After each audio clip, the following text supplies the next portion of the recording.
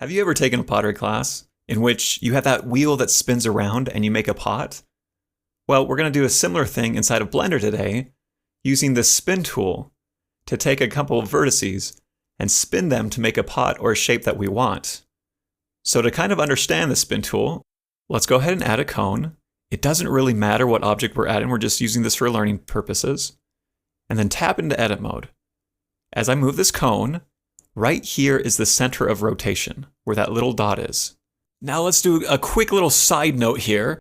If we did not tap into edit mode and we tried to move this cone, you'll notice that the origin or the point of rotation actually moves with the object. So it's very important that when we move this cone, it needs to be tabbed into edit mode. All right, back to what we were talking about. And so I'm going to move the cone over here, and then over to the side, I'm going to hit the spin button. Now you'll see a widget appears that you can move, and you can start to see it duplicate as it spins this. But there's also a lot of options down here to get more refinement. Steps is the number of objects it's going to duplicate. Angle is something that we could just type in, so 360 to go all the way around. And then use duplicate would basically have two of the same objects right here, so we don't want that. Typically we have auto merge on, as it'll take the closest vertices and start to merge them together to make a solid shape. But for these cones, it doesn't really matter, right? Now these right here, center and axis, just changes the center of rotation and the axis upon which you're rotating. If you want to rotate according to the viewport view, then you can actually do a search functionality for spin, and you can use the tool here. It's different in the fact that there's no widget, you just have to use the settings here, and it uses the viewport to know where it's going to rotate around. Now that we've looked at the spin tool, let's kind of look at how we might use this to make a pot. So I'm going to add a plane, tab into edit mode, and rotate this 45 degrees by just hitting R45. The reason I rotate this is I want this vertex to be on the axis. I'm going to delete all the other vertices, and then with this vertex selected, I'm going to just start to hit E to extrude and kind of make a shape for a pot. Now it doesn't really matter what this looks like, and so I'm going to just kind of make it look a little bit like that. Now you might be wondering what we're doing exactly with those extrusions. So I think of it as looking at a vase front on, and I'm basically making this contour along the edge of the vase like this, with vertices and edges. That way, when we spin it, we kind of get these circular shapes like this, and when then added together, give you the volume of the vase itself. All right, back to what we were talking about. And now what I can do is I can select all the vertices and spin it, go to the options 360s, make sure that auto merge is on.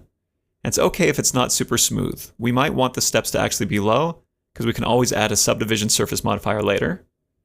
And now you can see that we have a pot or a vase or a pencil holder or whatever this thing is, right?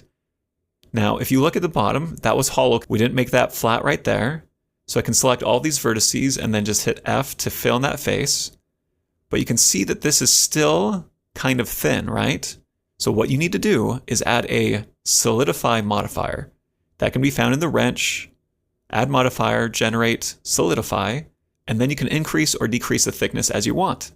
Now we're also going to add a subdivision surface modifier. So add modifier, generate, subdivision surface, and you can see that it's making it really thin and it's kind of weird. So what I like to do is I actually change the order of this, put the solidify below that, so it's going to subdivide our vase first, and then it's going to go ahead and add that thickness. Now we're not done. We're going to actually do something really fancy with this because we've made a basic vase, but I want to make something really complex. But I want to make something that has a little bit more character. So if I go ahead and delete this and then create a new plane, tap into edit mode, you'll need to go ahead and go up to this option here because we're still in the spin functionality. Now I'm going to delete a couple vertices and I'm just going to make an interesting pattern, something like this. And whatever pattern you want to make, it's up to you.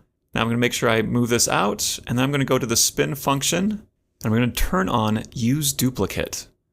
Change this down quite a bit, like 5 or so, and have the angle be 360. Now what I want this to do is I want this to be the shape of the outside of my vase, and so I want it to be merged along here. So I'll increase the steps until these vertices here are about touching. So I'm going to go ahead and select everything and then merge by distance. Now if nothing merges, you can increase this until the vertices that you want to merge disappear into one another. And now I have this interesting pattern. If I go to front view, I can select all those vertices and hit E to extrude, and then just change the size as if I'm making my vase. Select all these, close this face here. And now you can see that my vase has a very unique shape. Now with this new vase, I can do the same thing as I did with the previous one by doing a subdivision surface modifier if I want. And so that's the wrench, add modifier, generate subdivision surface. I can also add the solidify modifier to give it thickness. So again, the wrench, add modifier, generate, solidify, increase that thickness up. And now we're getting a much more unique look to our vase. Now we've only really begun to scratch the surface of what the spin tool can do. So I'd encourage you, get in, play around with it, and start to learn some things on your own. In the next video, we're going to look at how to take the spin tool and start to stack different modifiers on it to get really, really cool effects. I'll see you in the next video.